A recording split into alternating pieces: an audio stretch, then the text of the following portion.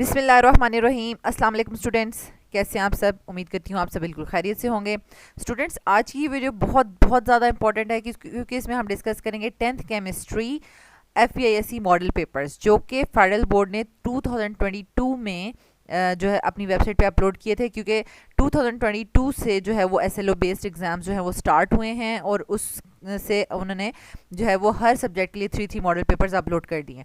इससे आपको आइडिया हो जाएगा कि क्या पेपर्स बहुत मुश्किल आते हैं, क्या बहुत ज़्यादा कॉन्सेप्चुअल बनाए जाते हैं, या सिंपल या ईजी क्वेश्चंस भी पूछे जाएंगे। ठीक है, तो यहाँ पर उन्होंने क्लियरली बता दिया है कि 80% जो है पेपर बहुत इजी आएगा। सिर्फ 20% अगर हो सकता है कि थोड़ा सा क्वेश्चन चेंज करके या कॉन्सेप्चुअल बनाकर दिया जाए, और वो भी अगर चॉइस पे अगर आप छोड़ दें तो आप फिर भी अपने केमिस्ट्री के पेपर में जो है फुल मार्क्स ले सकते हैं। ठीक है, तो इस वीडियो का आपने पूरा देखना है क्योंकि इसमें बहुत बहुत इंपॉर्टेंट पॉइंट्स जो है वो मैं डिस्कस करूंगी जो कि आपके फाइनल एग्जाम्स में आपको बहुत ज़्यादा हेल्प करेंगे। आपने इसको दूसरे स्टूडेंट्स के साथ भी शेयर करना है।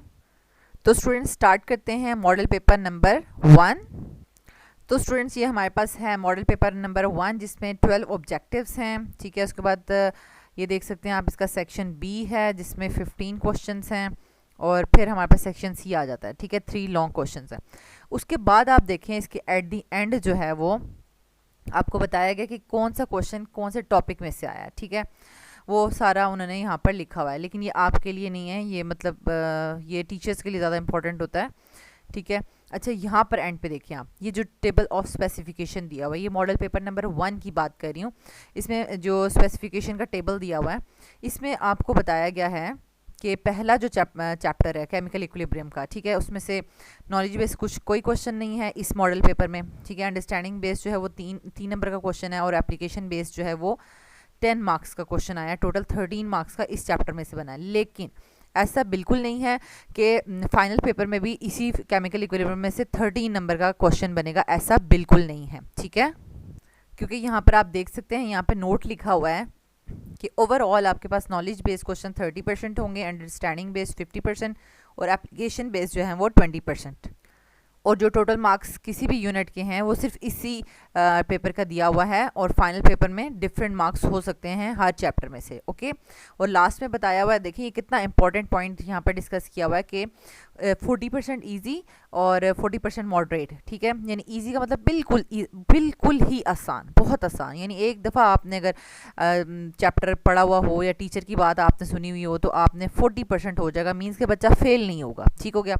अच्छा, फिर 40% मॉडरेट। ठीक है, यानी 80% मार्क्स हर बच्चा ले सकता है, और 20% थोड़ा सा डिफ़िकल्ट। ठीक है, लेकिन इतना भी डिफ़िकल्ट नहीं होगा। ठीक है, मीन्स के 80% मार्क्स आपके हाथ में है, मतलब पेपर बहुत ही आसान आने वाला है। लेकिन बात यह है कि जो क्वेश्चंस आपको बताए गए हैं वो आपने बहुत अच्छे से प्रिपेयर करना है। ठीक है, क्योंकि टाइम कम में आपने वो पूरे के पूरे लिखने होते हैं। ऐसा ना हो कि अगर लॉ ऑफ मैथ सेक्शन आ गया तो आप बैठे सोच रहे हैं अच्छा यहाँ कौन सी इक्वेशन लिखनी थी, यहाँ कैसे करना था। आपको लॉ ऑफ मैथ सेक्शन रटा हुआ हो। ठीक है, आपने उसकी डेफिनेशन लिखी, जल्दी से डेरिवेशन की और उसको सॉल्व कर दिया इस तरीके से। ठीक है, यहाँ पर आप देख सकते हैं, ये मैंने तीनों मॉडल पेपर्स जो 10th केमिस्ट्री के हैं, ठीक है, पहला, दूसरा, तीसरा, इसको यहाँ पर कंपेयर किया है। आप यहाँ पर देख सकते हैं कि पहले चैप्टर में से हर एक में इक्वल मार्क्स से क्वेश्चन नहीं आए। ठीक है, इसी तरह से आप लास्ट चैप्टर में से देख सकते हैं, पहले मॉडल पेपर में 8 नंबर का क्वेश्चन आया, दूसरे में 12 मार्क्स का और तीसरे में 11 मार्क्स का। ठीक है, तो ये चीज़ आपको यहाँ पर कन्फर्म हो गई है।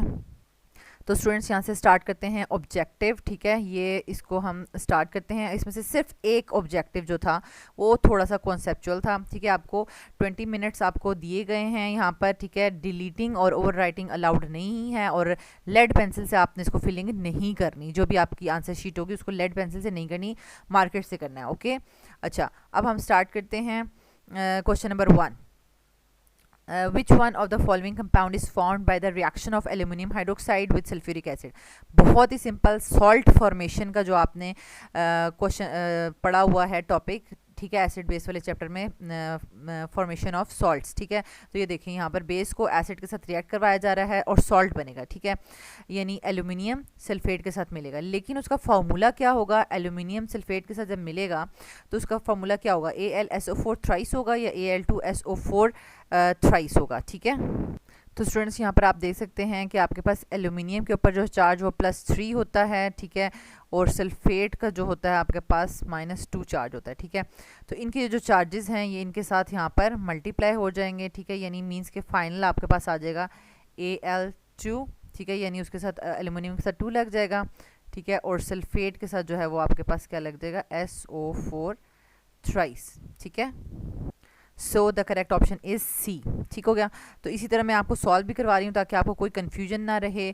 और question number 2, marble buildings are disintegrated by acid rain because of the reaction of acid with. देखें ये क्वेश्चन बार बार पूछा गया, पास्ट पेपर्स में भी बहुत दफ़ा पूछा गया है कि एसिड रेन जब मार्बल बिल्डिंग पे होती है तो वो उसको डिस्ट्रॉय कर देती है, ठीक है, क्योंकि मार्बल बिल्डिंग किससे मिलकर बनी होती है, लाइमस्टोन, ठीक है। लाइमस्टोन आपके पास क्या होता है, कैल्शियम कार्बोनेट, ठीक है, ये आपने याद करना है।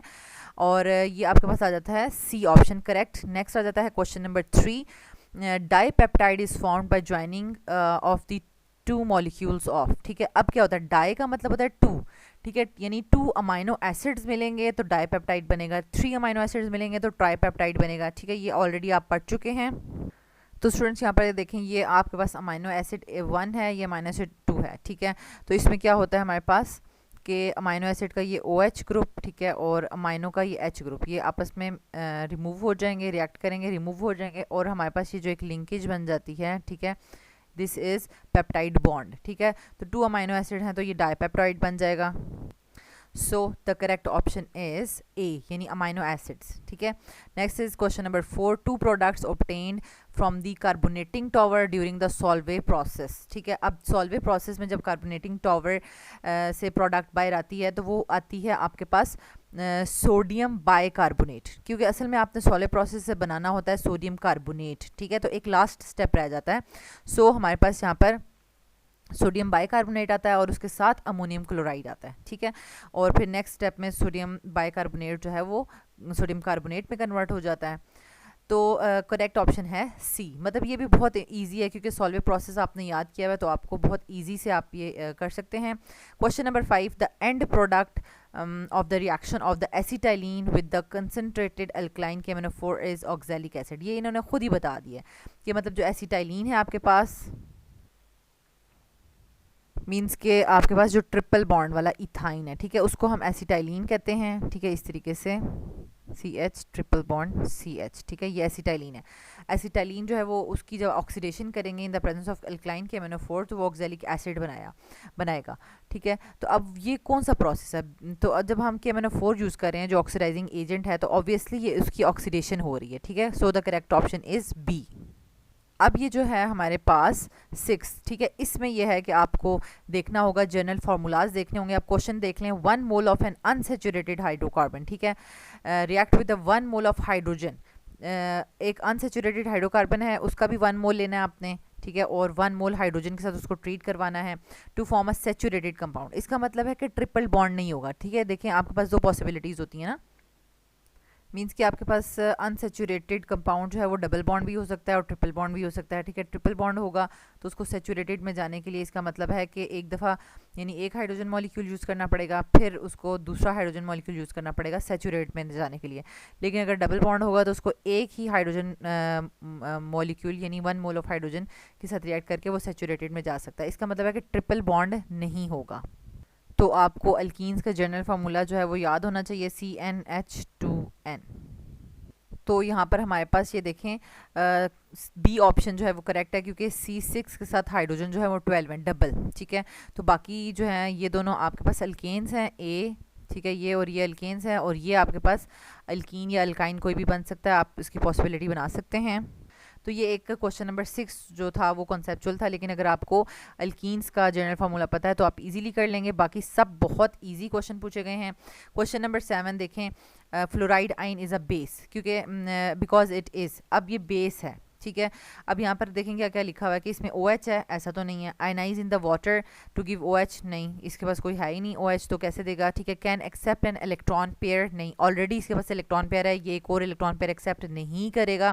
फ्लोराइड आइन कैन एक्सेप्ट प्रोटॉन, यस, ठीक है, ये लॉरी ब्रॉन्स्टन कॉन्सेप्ट है आपके पास कि जो प्रोटॉन डोनर होता है वो एसिड होता है और प्रोटॉन एक्सेप्टर जो होता है वो बेस होती है, ठीक है। तो ये लॉरी ब्रॉन्स्टड का यहाँ पे कॉन्सेप्ट लगा हुआ है। So the correct option is D, ठीक है। कितना इजी है, बहुत इजी। इसी तरह के आपके फाइनल पेपर में भी बहुत इजी क्वेश्चंस आएंगे, लेकिन आपने कॉन्सेप्ट्स क्लियर रखने हैं। Next is question number 8, which one of the following compound is an aldehyde, ठीक है। एल्डिहाइड का बार बार पूछा जाता है, ठीक है, क्योंकि क्वेश्चन स्टूडेंट्स जो हैं वो मिस्टेक कर देते हैं। ये देखें, एल्डिहाइड आपके पास जो ग्रुप होता है वो कार्बोनिल के साथ एटलीस्ट 1 हाइड्रोजन होना चाहिए, ठीक है, यानी इस तरीके से। तो इसको जब आप जर्नल फॉर्म में लिखेंगे, ठीक है, कार्बोनिल के साथ हाइड्रोजन, तो इसको COH नहीं लिखना आपने, ठीक है, ये हमेशा CHO लिखा जाता है, ठीक है। This is the correct form. So the correct option is C. Next आपके पास आ जाता है question number 9, the pH of 10⁻³ molar aqueous solution of sodium hydroxide is. तो स्टूडेंट्स ये मैंने आपको ऑलरेडी पास्ट पेपर्स में भी बताया था कि अगर सिंपल 10 की पावर में अगर आपके पास आ जाता है यानी कंसंट्रेशन, तो वो आप इजीली सॉल्व कर सकते हैं, ठीक है, क्योंकि उसका नेगेटिव लॉग लेंगे तो वो पॉजिटिव में आ जाएगा। जैसे ये 10⁻³ है तो इसका नेगेटिव लॉग लेंगे तो ये आपके पास 3 आ जाएगा, ठीक है। लेकिन ये किस चीज़ की कंसंट्रेशन होगी, आपको बेस दी हुई है तो ये POH आप फाइंड आउट करेंगे, ठीक है। हमेशा स्टूडेंट्स ये गलती करते हैं कि अगर बेस दिया होता तो वो उसका डायरेक्ट pH निकालना शुरू हो जाते हैं, ऐसा नहीं होता, ठीक है। बेस से आपको जो है वो पता चलेगा, POH पता चलेगी, और POH से फिर आपने फाइंड आउट करना है, क्योंकि pH plus POH is equals to 14, ठीक है। तो अब आप pH फाइंड आउट कर सकते हैं। 14 में से आप जब 3 माइनस करेंगे तो you will get 11। So the correct option is B, ठीक है। Next is question number 10, which one of the following pollutant is not produced by burning of fossil fuel. तो अब ये देखें, ये यूजेस आपके पास पोल्यूटेंट्स के यूजेस और सोर्सेज, सॉरी यूजेस नहीं, उसके सोर्सेज और उसके आगे फिर डिसएडवांटेजेस, ये आपके पास टेबल गिवन है, ये आपने ज़रूर मेमोराइज करना है, उसमें से ज़रूर ऑब्जेक्टिव आता है। तो अब ये देखें, क्लोरोफ्लोरोकार्बन जो हैं वो हमारे पास एयर जो एरोसोल स्प्रेज होते हैं, ठीक है, या रेफ्रिजरेंट्स वगैरह होते हैं, उनमें से ये आता है, ये बर्निंग से नहीं आता, बर्निंग ऑफ फॉसिल फ्यूल से। So the correct option is C. Next is question number 11, for a reversible reaction given below the unit of Kc is. अब इसमें से यूनिट ऑफ Kc, अब यूनिट ऑफ Kc का हमेशा question आता है students. अब यहाँ पर आप इसको देख सकते हैं, अब आप इसका Kc एक्सप्रेशन लिखेंगे, ठीक है, तो वो हमारे पास क्या आ जाएगा, यानी सल्फर ट्राईऑक्साइड यानी प्रोडक्ट, इसका स्क्वायर डिवाइडेड बाय हमारे पास सल्फर डाइऑक्साइड का स्क्वायर, ठीक है, और साथ ऑक्सीजन, सिंपल, ठीक है। तो इसके जो यूनिट्स होंगे वो इसके यूनिट्स के साथ कैंसिल हो जाएंगे। अब हमें सिंपल इसका यूनिट लिखना है, जो कि होगा मोल पर dm³, ठीक है। इसको जब हम नंबरेटर में लेके जाएंगे तो ये मोल क्या बन जाएगा, पर मोल, और dm³, ठीक है, ये ऐसे हो जाएगा। So the correct option is A. और लास्ट हमारे पास क्वेश्चन है, the composition of matte produce during the metallurgy of copper is. तो स्टूडेंट्स यहाँ पर जब आपने मेटलर्जी का टॉपिक पढ़ा होगा तो आपको पता होगा कि ये सल्फाइड्स हैं, सल्फाइड्स, ठीक है। मैट में जो है वो सल्फाइड्स एग्जिस्ट करते हैं। तो यहाँ पर देखें, पहले ऑप्शन में भी ऑक्सीजन है यानी ऑक्साइड है, फिर सी में भी कॉपर के साथ ऑक्सीजन है, डी में भी ऑक्सीजन है, तो जिसमें सिर्फ सल्फाइड्स हैं, आयरन सल्फाइड्स और कॉपर सल्फाइड्स, तो वो मैट जो है बनाते हैं। So the correct option is B. तो स्टूडेंट्स यहाँ से आपको पता चल गया कि बिल्कुल भी मुश्किल पेपर नहीं आने वाला, बहुत इजी जो है वो पेपर आएगा। ये मॉडल पेपर नंबर 1 था, जिसके ऑब्जेक्टिव को डिटेल से डिस्कस किया है। नेक्स्ट वीडियो में हम इसकी सेक्शन बी और सेक्शन सी को डिटेल से डिस्कस करेंगे। अगर आपको कोई भी क्वेश्चन है तो आप कमेंट बॉक्स में पूछ सकते हैं। Thank you so much students for watching this video. अगर आपको ये वीडियो अच्छी लगी है तो आप इसको ज़रूर लाइक करें, चैनल के बटन को भी सब्सक्राइब करें और बेल के आइकन को ज़रूर प्रेस कर दें, ताकि न्यू आने वाले लेक्चर्स का नोटिफिकेशन आपको मिलता रहे। And don't forget to share it with other students. Thank you.